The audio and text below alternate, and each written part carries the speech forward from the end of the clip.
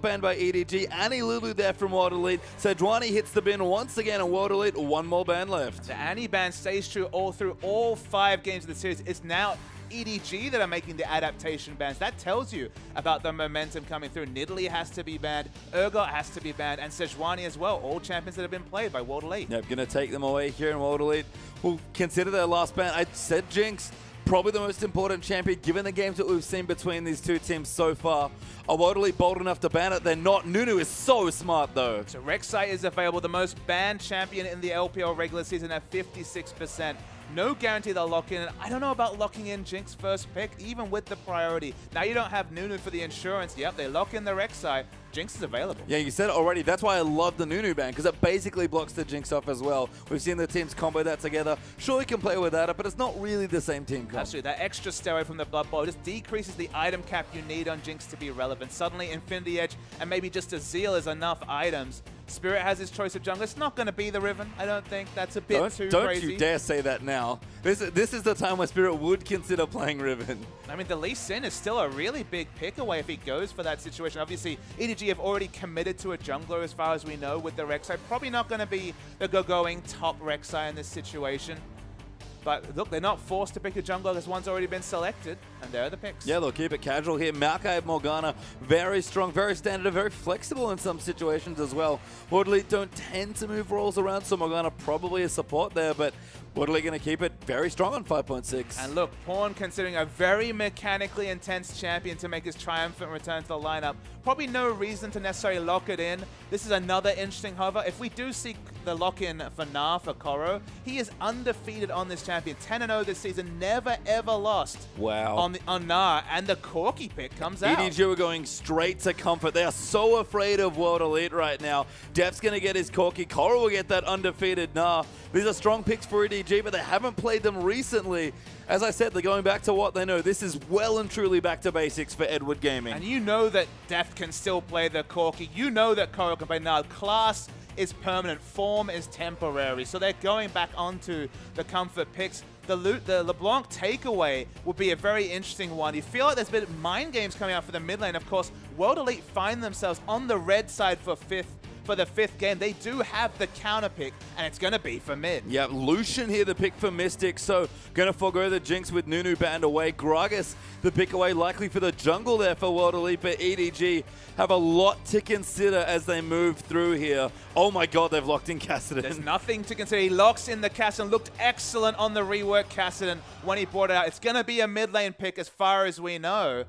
They're looking to pick up a support as expected. They have flexible options in this situation. It's usually the Annie, but it's banned away, so the Thresh makes a lot of sense. Thresh has been banned already, I think, twice this series away from Mako.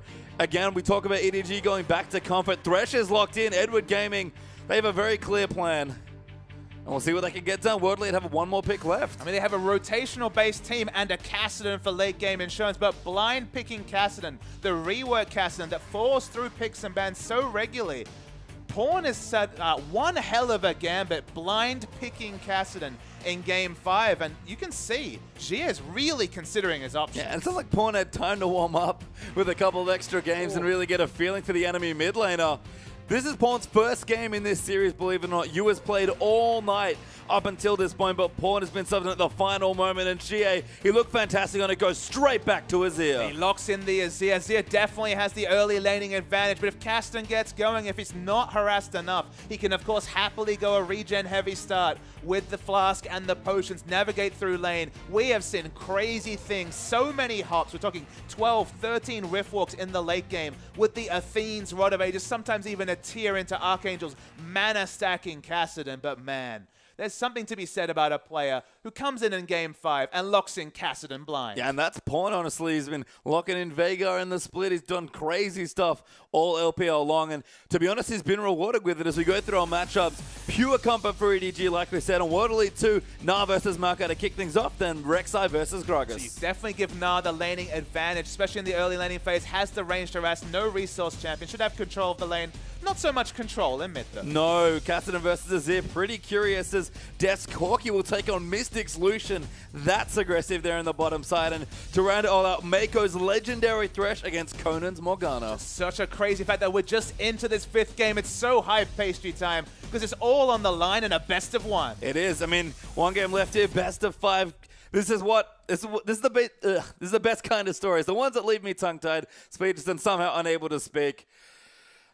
I don't know what's going to happen this game, but someone's going home very unhappy, and someone is finally pushing themselves over the line and into the semifinal. So they pushed themselves out of the meta picks with the likes of Galio in Game 3. It didn't work. In Game 4, they went for the Protect the Cog comp. Didn't work either. Now it's the ultimate safety. It's the likes of the Corki. It's the likes of the Gnar. Not undefeated Corki, but near to, of course, probably the best Corki in the world. Has the biggest one-item power spike. But this is patch 5.6. Basically, everyone else has abandoned the Corki pick. It's going to have to rise from the ashes with a big performance on that. Is Deft. Yeah, I mean, Deft, he's gone big all series long. He has to go really big in this last game. And will Titans 4 or will Gods rise again? We're getting into Game 5.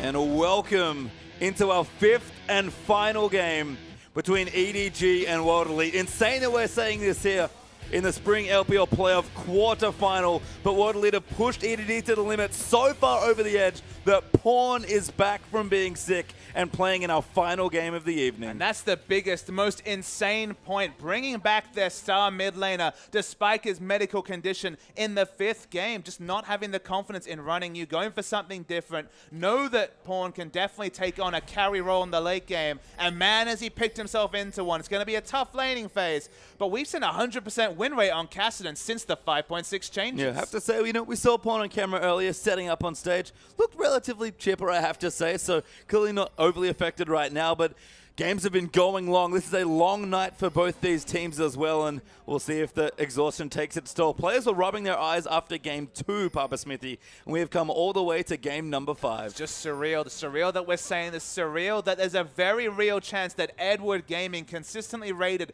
the top team in the world, could fall out of the LPL in quarterfinals. And how does World Elite keep doing this? They're not supposed to upset other teams.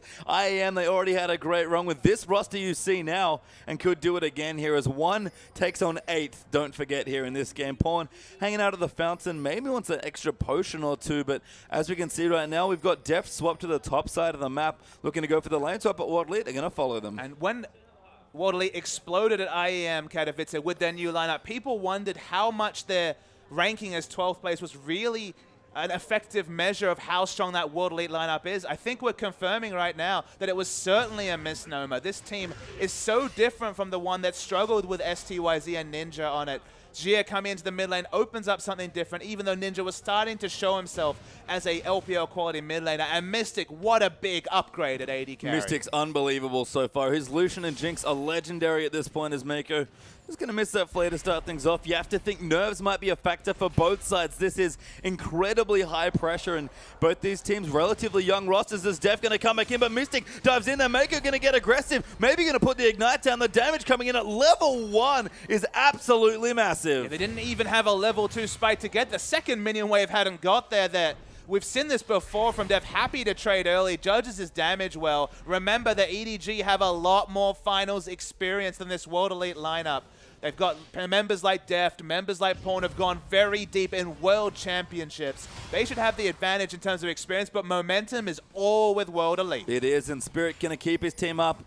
He's been so good throughout the series. At Game 3, he finally put himself and his team back out of a big hole and got them to this point. So the achievement already for World Elite incredible, but the feat here if they beat EDG tonight will just be something of legend. This is actually a big advantage already. Force the back through from Mystic at level 2. All he can buy is a couple of health potions. Seems like he's going to need it. Death's Corki, it's on the case. It's amazing. We've thought it might even draw bans at different points in the split here. It's that good. And Def needs to have another big game. He's had a great series, don't get me wrong, but he needs to go absolutely off this game if he's going to bring his team through the last game. And worth knowing that the early laning phase has gone fine for Cassidy, not being punished just yet. Azir doesn't necessarily have the levels and all his spells to be able to start really doing a lot of harass in the mid lane. Haven't seen any impact from the junglers yet either. Been a quiet first 4 minutes. And that's a little scary. That calm before the storm. You have to think the first jungle gank especially might unsettle some of these teams. Again, they've got a lot of experience. They are professional players, but it's just so high pressure. It's absolutely high pressure. We do see this now standard 2v2 top. I believe it's 3 out of 5 games have been 2v2 top action. Hook goes wide. And just slightly missing onto Conan. Good Black Shield, though, to keep Morgana safe. And Def to Mako, that was real sneaky. So I'm really looking to Clearlove to step up. Now suddenly has a mid-game power spike jungler coming through. Can skirmish very well. Very flexible champion. Clearlove has been so on point all season. He's the one with the most experience, of course, with over multiple-digit LAN wins in his career. A former World Elite player himself since good old 2012. I mean, he's the experienced head, one of them, that really needs to pull EDG through. And Def getting chunked out a bit here as well, but relatively healthy. Mako and the Relic Shield helping on ever so slightly with some of that regen. But if Spirit visits and is actually training towards the top side now, Def maybe a bit too aggressive, just gets the Lantern, but the binding goes in. Mystic gets grabbed. Def still has his spells and EDG hold on. Oh my god, Def almost got killed by the piercing light. Forced home. I can't tell if that was the best damage calculation or the worst. The Spirit. Spirit coming now. The Q going to go in. The heal has to be forced out, but now Clearlove's come through as well. Will Mako flash? No, he holds on to it for now. Just a defensive ward.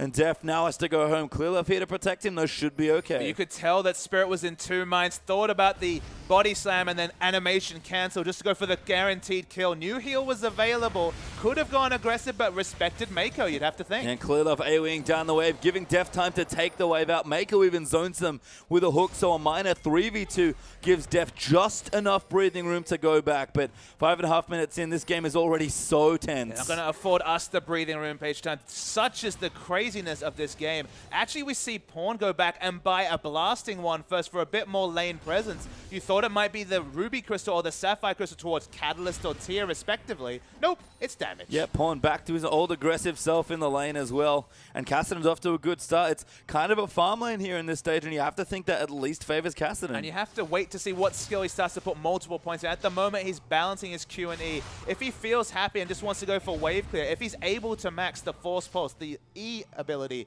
on Cassidy first, that shows that he's happy to not actually be forced into maxing the Q. Usually you only max Q in really bad lane matchups like LeBlanc, for example, for the extra shielding and the guaranteed range damage. But if you can match pressure for pressure with the Force Pulse max, which does give you counter pushing ability, then you're quite happy as a Cassidy. You are, and Pawn right now very happy, keeping up nicely in CS, hit level 6, so quite safe. And again, it's all quiet here as Def returns to the lane. And we saw this last time, the Trinity Force users, they do fall a bit behind to that early flat AD. Yeah, the early fight idea, of course, scales so well with attack damage does, Lucian, with the early trades with his Q, and then, of course, the passive application as well. He's going to go for that Infinity Edge first, but if the Trinity Force comes through, Trinity Force, Corky, probably the strongest one-item power spike in the game. And we've seen EDG abuse that fact almost entire split long. It's been a while since they've played it, but Deft in his final game here, potentially, or the final game at all, actually, versus World Elite feels now that he has to bring it out.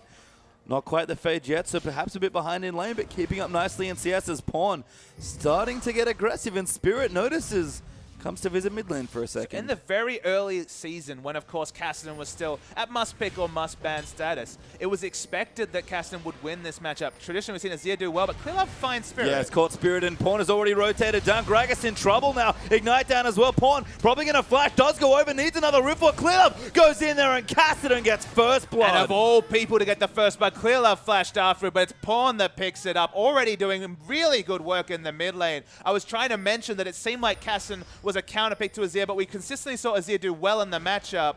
At this point, it's looking pretty damn good for Pawn. Yeah, and Spirit, a rare misstep, honestly, in this series. He's been on point with his pressure all night long, but that was just a place he didn't want to be as Mystic gets flayed. Def exhausted, though, as Conan trying to line something up, but Mako body blocking nicely.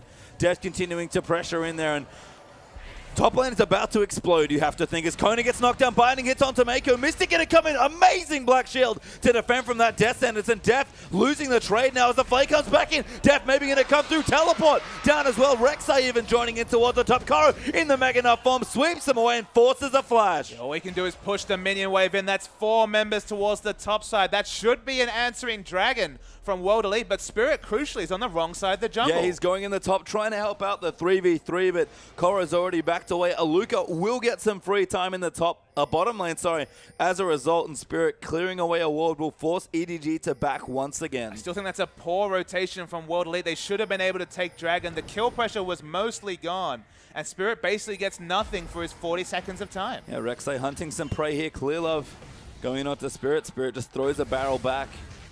As we clear out a pink ward, will Clear Love as well. Probably get the Scuttle Crab out of it. Deft staying here in the top side of the map, not wanting to fall behind on CS, but one binding and Deft will die. Absolutely, and that's the teleport that was drawn out from Korra. So suddenly we have teleport advantage firmly in the coffers of World Elite. If they can set up a flank ward, if they can get that guaranteed engage with the Twisted Advance, Deft could be very dead. Deft already heals, actually. He's afraid of a potential dive. Dodgers are binding nicely. Will CS as best he can under the turret. Misses the cannon, crucially, with the missile. Mako helping out where he can, but Deft a little unsettled here in the top side. Using your heal for sustain as an AD carry is never a fun place to be. He's already forced out of range. Probably going to be a Phage pickup. Doesn't quite cancel the back. No, Tormented Soil not quite in range there to do damage to Deft, so he'll go back and going to get aggressive once again. He did it on the Kog'Maw. He couldn't complete his Phage, but came back with a Sheen.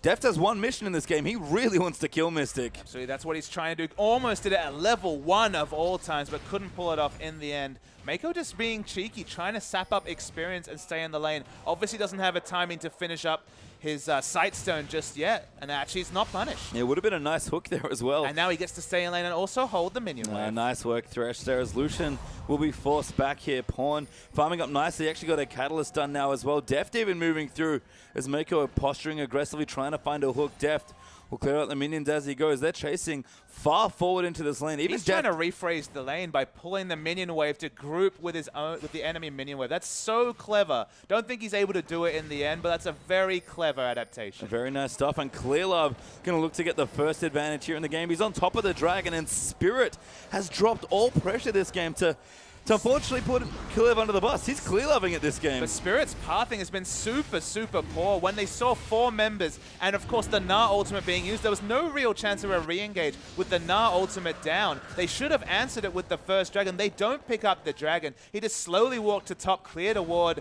had a pink cleared under his nose, and now the Dragon is taken by EDG. 700 gold in an advantage, but Luca could be in a lot of trouble. Multi-plus wallop there. Clear Love going to come in. Twisted Advance goes in, but no knock-up. Pawn, though, looking to continue the dive. Will get the kill onto Aluka. Might be Korra. No, it's Clear Love of all people with the Prey Seeker that get it. Okay, so Pawn would have been the ideal person to pick it up. Looking at gold, doesn't quite have enough for his right of 8. Oh, Mystic outplaying Mako. Dodges past now. Maybe going to go through a Spirit. Looking for the ulti, but Ardent Blaze comes through. Mystic will not dive, and Deft forced back again. Yeah, but Spirit, again, gets no pressure down. Able to push in, but he's basically on Nunu duty with his play recently. Conan's going for the assassination. Nails it. Box down there as well. Conan will get the kill, and assassination effective. The support Morgana, assassination, of course, high base damage on that Soul Shackles. So this is a successful gank, you'd have to say. They get the turret, they get a kill on the Morgana awkwardly, but not the best kill distribution, but just fine. But the CS advantage, and in general, the 2v2 going for World Elite. And let's pop back to the jungle for a second, because I agree with the 2v2 looking nice there. Spirit, real far behind. Not finished his Cinder Hulk yet, although very close. And Clear Love, Cinder Hulk completed with the Stalker's Blade and a Sightstone done already. I mean, look, you have to say Clear Love with the big advantage, but that's another turret pushed. You have to say 2 turrets to 0. Kassadin forced out of lane with the roam, or opting out of lane, is forced out and loses his turret. That's still a lot of global pressure going to World Elite, but crucially, they don't have a Dragon respawning in 2 or 3 minutes they would have had if that earlier rotation had been true. Yeah, and Pawn CSing nicely still, but not quite up to his Rod of Ages. We'll have it at a good clip here. Although it does have an amplifying term, apparently needed a couple more combat stats because that will delay his Rod of Ages pick by just a little bit. But looking good for a game again where he hasn't played all night, coming in cold and a little bit sick. He's doing quite nicely, but falling a bit behind in CS in the mid lane. There's so much map pressure working here for World Elite. Remember, Deft's on Corki. If he doesn't use that Trinity Force to take turrets and rotate, that's going to be an awkward situation. The turrets are definitely working against EDG in general, and now they have to overextend in the hopes of taking one down. Yeah, top tower did go down, so World Elite 2-0 up and Deft playing so far forward. He's got Mako just towards the Tri-Brush in his back pocket and tanks a tower hit there as well. Yeah, 2.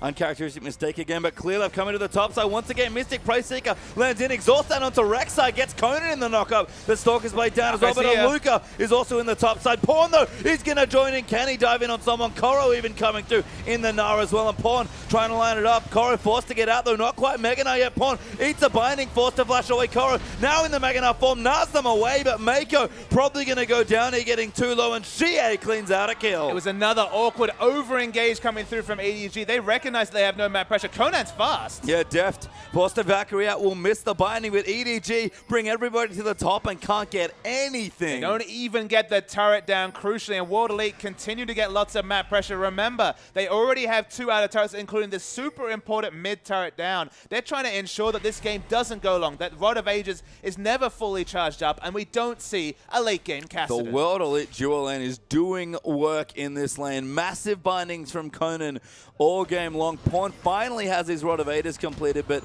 look for that 24-25 minute mark for that to be fully charged. EDG better batten down the hatches because a storm is coming. And the storm is coming. The storm's been here for 2 games already, Payshan. The item time is being completed by World Elite. Remember, Infinity Edge is actually more expensive than Trinity Force, and it's already down for Mystic. Oh, Mystic. Such a good lead here again on the Lucian. He's played fantastic all series. No jinx for either player. Again, such a smart Nunu ban from World Elite to effectively block the pickup. Def still working on his Trinity Force. Maybe if he can rotate once he gets it, will look to be okay. But Pawn's in a power trough. Clearlove is building up. Even Koro honestly needs to get a bit tankier. Next Dragon's up in 2 minutes. That's a big pressure point in this game. Been all about the rotations with Trinity Force. EDG have been the best at turning it on with that item timing. A lot of other teams have tried to take that Koki pick and find the same results, and they have been found wanting. Whether it's strong teams like IG or just any, I mean, even Uzi gave it a go and couldn't do it. But Deft has always been super on point with Trinity Force rotations. Whether it's team fighting, whether it's taking structures, they've been doing that. If there's a situation here where Deft is forced to lane with Trinity Force, things just look better and better for World Elite. Yeah, Mystic especially, given that he's farming up nicely, slightly ahead of Deft actually on CS at this stage of the game. But we look down some of the other items, starting with EDG. Giant's Belt done now for Clearlove. We've got the Hex Drinker, Merc Treads, and a Spectre's Cowl, so lots of MR coming through for Koro. Roa charging, Fiendish Codex done. Def still working on that Trinity Force, and over on the other side, things looking good for World Elite. There's a lot of situational champs on EDG, specifically this Gnar, who we haven't seen much on 5.6 or ever since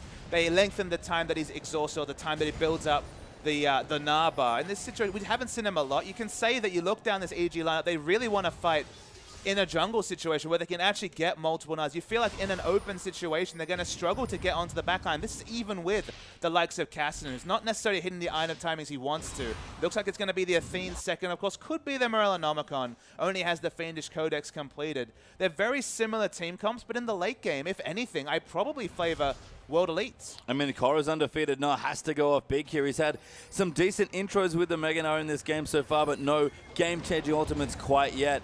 We've seen what he can do when he really goes off. It only takes one ulti, but Koro going to be tired for this next dragon, you have to think. But EDG already aggressively moving to get vision. EDG got the first dragon. Now they're prepping up for the second one. So many blue wards. Of course, it is double Sightstone coming through from both teams, but all the defensive wards around Dragon are EDGs. Yeah, and we've got Death's Trinity Force completed as well. This is not a shabby time to fight at all for Edward Gaming, but Aluka got his teleport. Koro does not, so Gnar has to keep tabs on the tree. Yeah, Gnar stays in the top lane. It looks like it's about 2 minutes, maybe a minute and a half till his teleport's available. He doesn't have that many abilities to pressure out the Maokai. It's only really the Gnar that can, I believe, disrupt it. So at this situation, it looks like EDG can't opt into the Dragon for at least another minute and a half. Yeah, waiting out Koro, but that is a long minute they have to try and wait. And Koro pushes the lane, he starts wandering down. That's pretty smart, but World Elite are already clearing out vision with the Sand Soldiers there. Very smart stuff from Xie. And it undoes all the early sweeping because they got the Dragon ready for themselves. Suddenly, World Elite come in late, throw down a pink, all because they don't have teleport on Gnar. Yeah, and Aluka has a Righteous Glory now as well, so ready to teleport in at a moment's notice. Koro even going back, playing very close with that teleport timer, is he? Yeah, we'll see if he has any big pickups. Of course, he's been sitting on the Spectre's Cowl and the Hex Drinker for a while. Not just a Ruby Crystal being picked up. It's about, what, 10 seconds till the teleport is available, and Dragon's been started. Yeah, Ward in the back, though. World Elite, there is vision here, actually, and Clearlove going to come in, tries to steal it. Lantern out, though, from Mako, but now we're all square back on the objective. One apiece in Dragons. Yeah, cute combination, but they get nothing from it. EDG really needs to start getting turrets. They only have the bot lane turret compared to top and mid coming through from Wadi. Crucially, that mid punishing Pawn for his turret dive roam onto Aluka, where he didn't even pick up the kill credit, which even kept the Rod of Ages timing from being just a little bit later. So Wadi, they're trying to capitalize on the fact that they have this outer turret down by picking up Dragon Control, and they were able to do that despite all the prepping from EDG, thanks to that teleport. Yeah, Pawn continuing to clear in waves now as well. Koro back in towards the top lane after lounging around the mid for almost no value, unfortunately, with that port down. Clear Love getting some more down. We'll clear out the Scuttle Crab now as well, but Shear's Azir build, I've loved it when he's done it. He's gone for this Athene Stinger. I believe all the games tonight that he's played this champion. This gives him so much good mid-game power. I mean, it's very standard itemization, not picking up the Haunting Guys, which was a bit of a left field pull the last time we see him pay this champion. Just going for standard AP, probably going to be the Death Cap coming through second. Going to be fighting around Mystic. The Tremor Sense does spot out Morgana. I wonder if Maker wants to pull the trigger. Now they will. Black Shield, though, will face check it with the flay, and the box will move it back. Conan blocks the flash, but Def wants the kill so bad. Does get it now onto Mystic as Koro is popped in here as well. Aluka, though, use the righteous score. He gets on top of Maker. Aluka gets the first kill. Waterly going off there as Aluka zoning everybody out, but Pawn gets the kill onto Mystic. Rift walks away, but can't quite get out. Aluka with the double. Def does die to Sheer. Aluka actually gets a triple kill. Spirit still fighting. Koro kiting there as well. Meganar almost there. Will Koro go big? He's got his flash, but there's still a tower here. Bounds his way in, gets Aluka into the wall. Wall up down as well. Kill goes in, still taking turret. Ace by EDG. Not and quite. There's the Gnar play from the undefeated Gnar player, Koro. 10-0 for the regular season and in other tournaments, still undefeated on their champion. The re-engage was crazy, but he layered his CC so well that crucially, Aluka can never get an auto attack in to prop his Sap Magic passive. That extra health probably would have kept him alive. But we're going to see the replay coming through. So, of course, Conan face checks. Instant port comes through from EDG. They're the first to react in this situation. Deft gets the first kill, but it's all about respecting Pawn as this fight goes on. So the massive engage comes through, and Azir does so much damage with his Sand Soldiers in the backline. They have to respect those cooldowns. Pawn gets the assassination onto Mystic. You think this is going to go EDG's way, but Def tries to re-engage and instantly dies. They're fighting in that Maelstrom through from World Elite, but as the fight goes on, it's the tanky members left, but the crucial factor, that Gnar bar finally starts to fill for Koro. Wasn't sure if he'd pull the trigger, but as you mentioned, had flash available. And look at this, Aluka's CC bar never drops. He never gets an auto attack in, and that's what allows the big kill. And I missed it as well. It was a subtle thing, but Pawn Rift walked into the very end of the Emperor's Divide and got bounced back. I think he would have lived if he could have completed it, but just got a little bit trolled by the wall right at the end of the fight. These team fights are so hyped, but this is a big purchase from Clearlove. He's actually gone back and finished a Warmogs for just effective early health. 2,500 gold for the 800 health. It helps with the rotations as well, because of course when you're out of combat, you're getting that massive amount of healing. And suddenly, he's not super tanky to everyone, but he's effectively tanky against both types of damage. And we had a lot of lovely names for Clearlove throughout the split. He's got in the engineer for a while because he loves to set up those ganks, tower dives. And with the Warmogs, he can look to dive because Deft, he wants to take some turrets. You can take the Nunu away, but you can never take away the heart of the Nunu from Clearlove. Loves the turret diving. Don't know if it's quite the time as we see whenever a turret dive starts, five members from both teams go top. We see the prepping around Dragon. That's not going to spawn anytime soon. The item timings for Def, though, still lagging behind his opposite number, Mystic. Yeah, Zeal completed there for Mystic. On top of that, Infinity Edge. Even Berserker Greaves following in as well. Lucian, a good spike of damage coming through in Deft. Going to go back, spend some money? No, not quite yet. But he does have his Sork Shoe, so again, big mid-game focus here for this Corki build. And Pawn split between two items. It's most likely that he's going to be opting into a Zhonya's and an Athene's. Those are the two core items we see coming out from Castan. Now with, of course, the 30% mana restore on the Athenes. Between that, the 8% you get from the maxed out Castan W on auto attack, and just dangerous game, you're talking about 43% of your mana. That's why you can just go in there and use the Riftwalk, stack it up for damage, especially when it's towards 40% cooldown reduction. It's only on a 1.2 second cooldown. You can use that ability for damage, has a big mana ratio, is already moving very close, I believe 2 minutes away from 10 stack on his Rod of Ages. Zhonya's completed.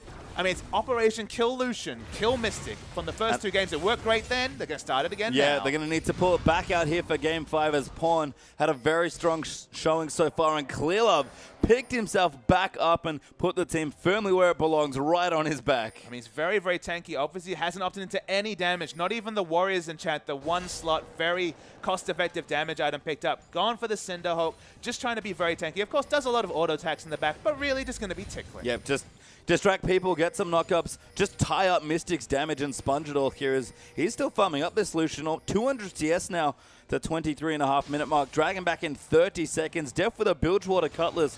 Fairly strong here as the Corki, but this next fight for the third overall Dragon's going to be a bloody one. But he definitely needs the lifesteal from the Bilgewater because there's no Aegis being complete. There's no Snowball Aegis. That's been consistently the Gragas' second item pickup after perhaps the Sightstone has been Aegis. Remember, they're against the Maokai, the Morgana, the Azir. They have to respect Azir's damage, and the lifesteal, that's the only way by excellent positioning that Deft can really sustain through a fight. Yeah, Clearlove's been big on it too, honestly, but skipped it here for a bit more of a selfish choice. He's got another giant spell. He has like 3,500 health already. Yep, there he is. Very good guess there, as that's about how much he has, just judging by the glance at that health bar. Mako posturing forward as well, looking for a hook, but EDG going to clear out vision. Dragon is back alive. This is definitely Clearlove's impression of Spirit. It's not quite the Nidalee, but it's basically, look, you guys need to avoid magic damage because I can soak for days in the front line. If we fight smart, we'll win the fight. Pawn flanking actually has a blue elixir going right now as well. So EDG really prizing this third total Dragon very highly at this particular stage of the game. No Nunu's here to sort of tip the balance in the Smite Wars. It's going to be a straight up 50-50. The Kassadin's super strong. Will the first Zhonya's be a triumphant one over the body of the felled Lucian? Or will the World Elite be able to play around him? It's so difficult to peel away a Kassadin. Even Janna, the Queen of Disengage, struggles against Kassadin.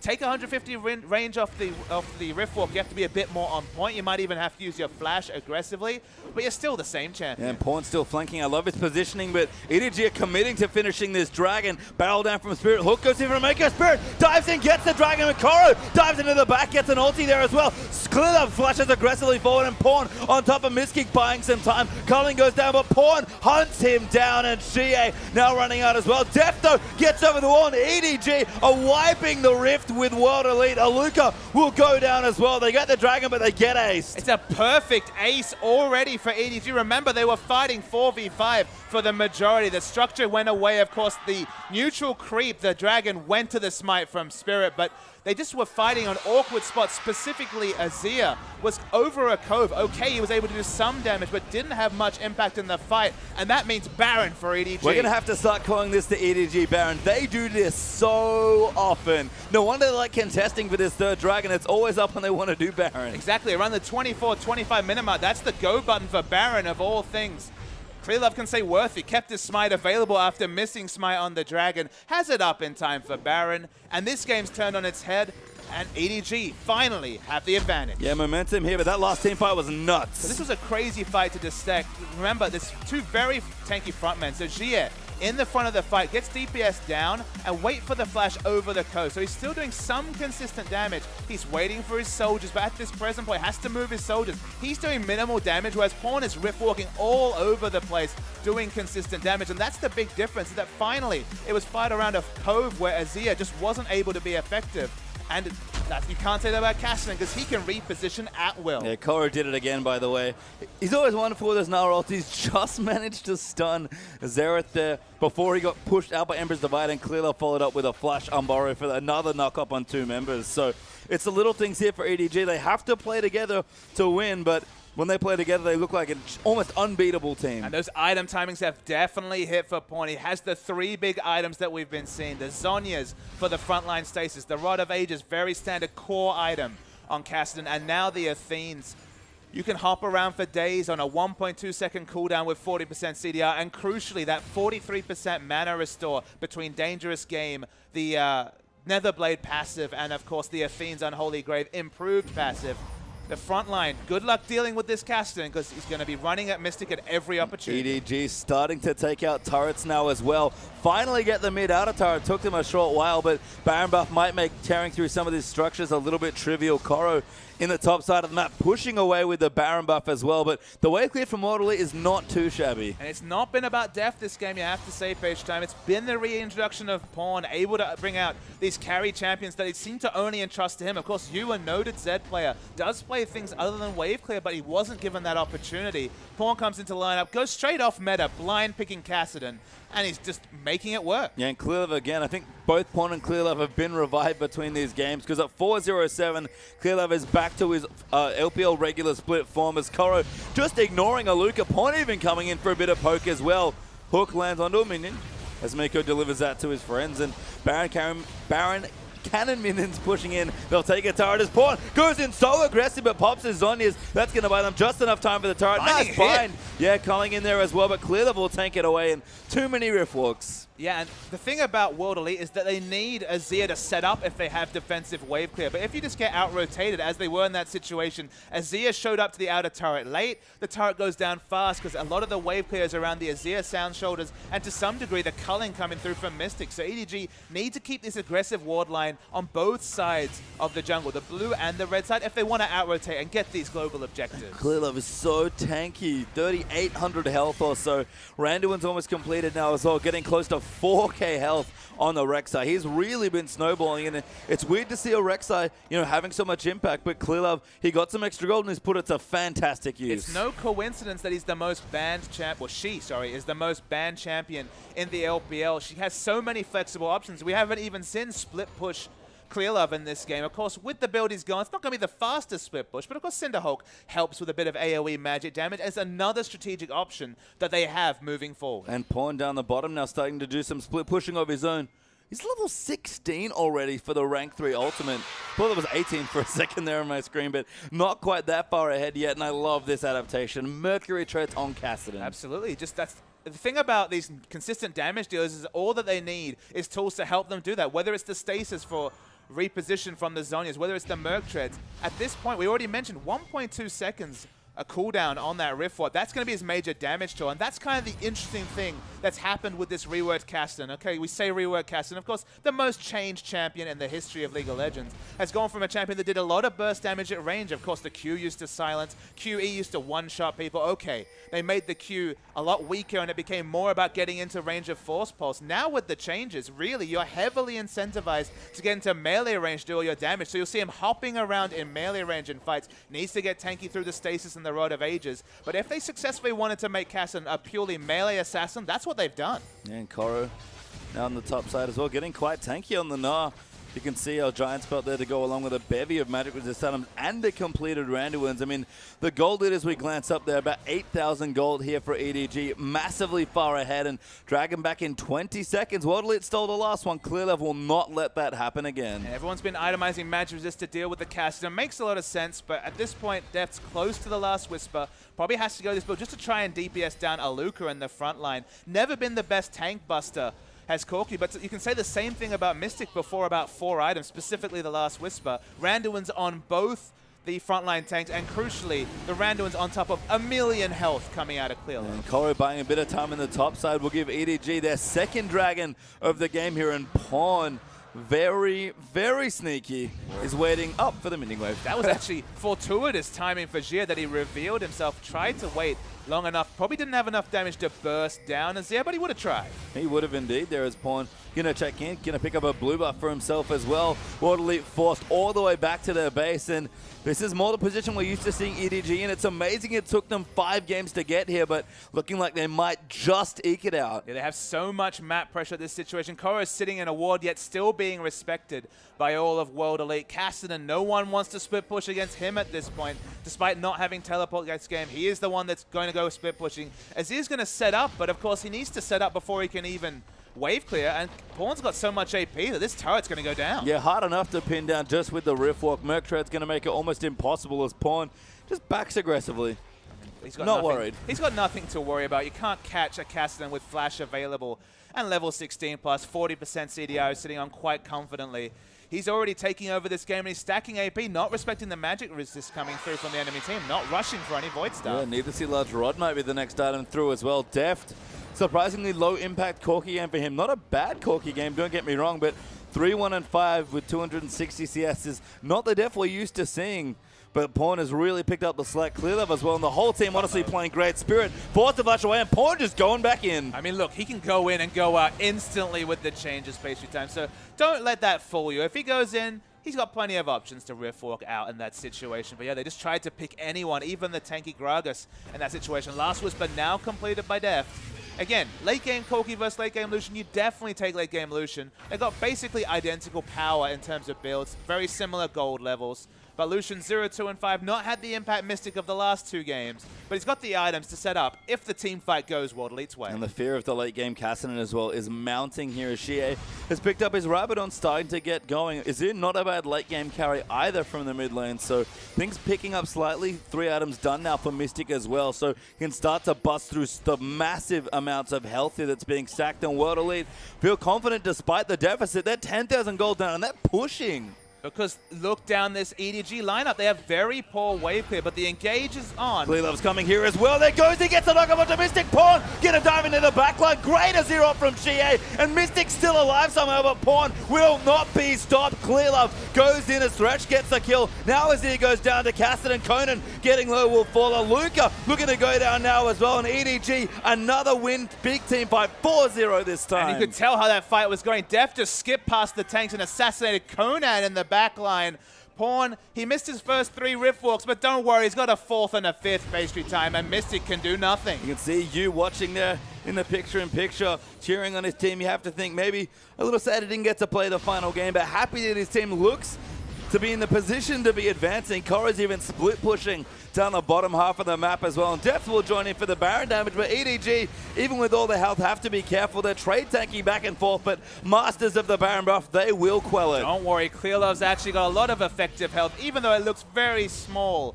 When you're just taking a glance at it. Pawn finally ran out of mana. I believe he needed 6 rift walks to finally gap close on top of Lucian. But once Lucian goes down, Azia's already fighting a disorganized fight where he can't set up any sort of control with the Sand Soldiers. The one-team fight goes to EDG. Yeah, and there's a death cap done for Pawn now as well.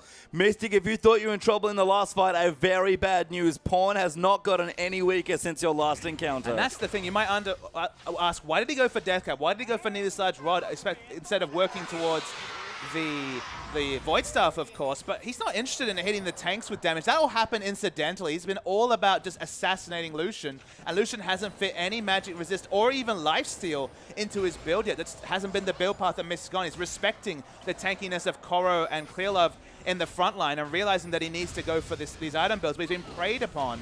We might see an engage. There's the hook. Conan gets hooked up as well. Instantly blown up as Clearlove claims the kill. And Koro goes in. Nas 2 into the wall, but they're diving so deep. Pawn going in. GA almost goes down. And Pawn unrelenting as he hops into the back. Mako goes down. Spirit getting low. Deft fighting still behind the turret. And that's an ace for EDG. Pawn gives no cares about peel, about turrets. He doesn't need to with the cooldown on that rift walk. Now Zhonya is just changing aggro to Clearlove. Don't think the surrenders come in yet, Page Time. No. Why would you surrender? And EDG keep pushing. A stylish Zhonya's there from Pawn. Very confident that they might have the game sewn up here. They're going to take one Nexus turret. Conan's back up. 15 seconds till the next though, and EDG poised to get themselves into the semi-final. Conan getting zoned by Deft, who dives into the fountain, and Pawn. What a game to finally come back. It took them 5 games, but EDG do it. But so much credit has to go to this new World Elite lineup. Only 14 games in the LPL, 10-4 in those games, but they took perhaps the best team in the world at this point to 5 games. Almost got over the line in the mid-game. It could have gone anywhere, but Pawn steps back. That's the story, Page Time. Coming back from his sickness, wasn't supposed to play till at minimum MSI, wasn't supposed to play in the playoffs at all, has to step up, and that Kassadin just unsettled World Elite, and they had no answer. You can see Spirit smiling after the match, so World Elite take a bow. It took them to bring Pawn off the bench from sickness and 5 full games to do it, but EDG x Clearlove collapses almost in happiness. Amazing that they got pushed to that point in World Elite. Full credit there, but EDG will push themselves through to the semi-final 3-2. Remember, it's a very tough top side of the bracket. The other semi-final, so other quarterfinal on this side of the bracket is Vici versus Invictus Gaming. Both top teams, both been in form recently, and suddenly you're going to face an EDG team that looks severely mortal in this 3-2 win over World Elite. Yep, Kryptonite finally discovered by World Elite. Pushed them to the limit, you have to say, for Edward Gaming. And a fantastic performance by World Elite, but EDG, the favorites here for your playoffs. I used the phrase heavy favorites at the top of the evening. I might just stick with favorites for now. And it was Clearlove finally showing up after 2 abjectly poor games from him. 7-0-12 on full tank. Rek'Sai was enough, and 6-1-10, take a bow pawn. Your team needed you, and you came in big. He did, flew in like Superman and just carried when he needed to. Blind picking Cassidy, going off like he almost always does, and a wonderful best-of-5 series. Hard to believe that that's just the first one in the playoffs. A best-of-5 in that game, in the first V8th game. Who knows what we have in store for us in the rest of this week, Patient. Yeah, not even the rest of the week. Guys, join us tomorrow, but we are done for this evening here in the playoffs. It's been wonderful, but join us again tomorrow. We'll have the promo summer coming through as well. We'll have the spring playoffs, but for tonight, for myself and Papa Smithy, we'll see you then.